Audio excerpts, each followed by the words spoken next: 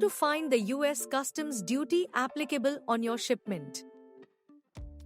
First, let us check the eligibility.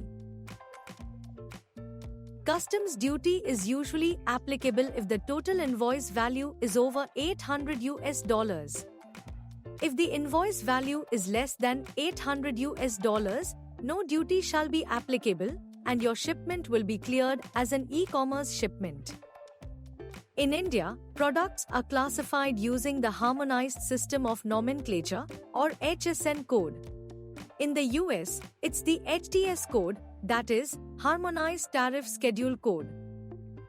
Both these codes have first 4 digits common, which is known as HS code. To check your HTS code, go to the website hts.usitc.gov.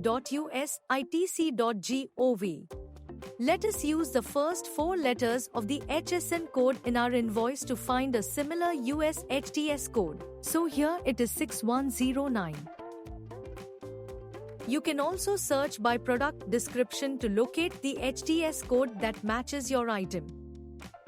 Once you have the HTS code, the website will show details about the customs duty rates.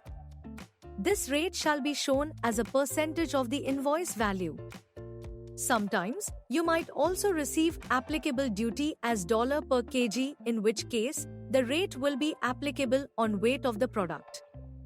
The displayed percentage is what we would use to estimate the customs duty for your product during import clearance in the US.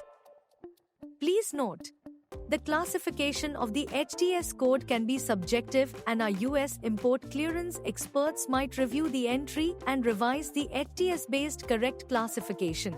The HTS code will only determine the customs duty applicable. The shipment shall be subject to additional charges like merchandising processing fee, cotton fee, etc., which shall be applicable on a case-to-case basis. If you still have any doubts in finding the correct HTS code for your shipment, please feel free to reach out to us, and we would be glad to help you. Happy shipping!